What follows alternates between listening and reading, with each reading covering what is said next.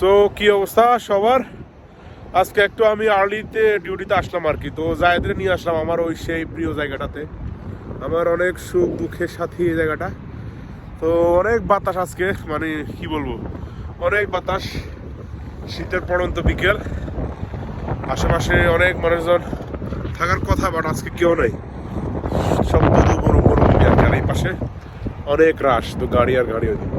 গাছগুলোর অবস্থা একদমই খারাপ, মানে ডাস্ট আসে, সব অবস্থা খারাপ। গাছগুলো একটা বৃষ্টির অপেক্ষা করতেছে আসলে, একটা বৃষ্টি কখন আসবো আর কখন তারা একদম পরিষ্কার হয়ে যাবো আর কি। গাছগুলো লিটারালি এগুলা ডাস্ট পড়ি এত ধুলা পড়ছে যে এগুলো সাদা হয়ে গেছে আর কি।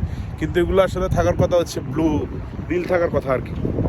মানে একদম লুকটা চেঞ্জ হয়ে গেছে। সবাই একটু বৃষ্টির আশা আছে, মানে আর বৃষ্টিটা গত 3-4 দিন আসার কথা, মানে অনেক ট্রাই করতেছে বাট আসতে পারতেছে না। এখানে বছরে একদিন বৃষ্টি হওয়াটা অনেক সৌভাগ্যের ব্যাপার। মানে লাস্ট 3 দিনে মনে হইতেছে বৃষ্টি আসবে বাট স্টার্ট করা রেইন। এই হচ্ছে অবস্থা। তো যাই, তোমার কাছে কেমন লাগছে এই জায়গাটা? আসি, ভালো লাগছে, অনেক সুন্দর জায়গা, অনেক সুন্দর।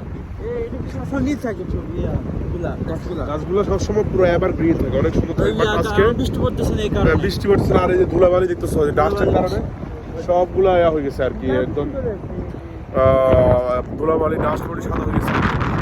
তো আমি মোবাইলটা আইট খাওয়াচ্ছি, ইভেন হ্যান্ড মোবাইল, অনেক বাতাস। এই হচ্ছে অবস্থা। এখানে ক্রিকেট খেলে, এখানে পিছনে এরা ক্রিকেট খেলে। আমার পিছনে যে গ্রাউন্ডটা আছে এখানে পোলাপান ক্রিকেট খেলে, কিন্তু এখন আর কেন খেলে না। খেলে তাও সপ্তাহে একদিন খেলে আর কি। বাট এখানে জীবনটাই এমন, সপ্তাহে একদিন খেলতো, এখন দেখি তো ওটাও খেলে না। সো এই হচ্ছে অবস্থা। সন্ধ্যা গধূলি নামে যাইতেছে, আর একটু পরেই অন্ধকার হয়ে যাব। আমরা আপনাদের সবাইকে দোয়া কাতার আল কারাফাত থেকে সবাইকে শুভেচ্ছা। ঠিক আছে, আল্লাহ হাফেজ।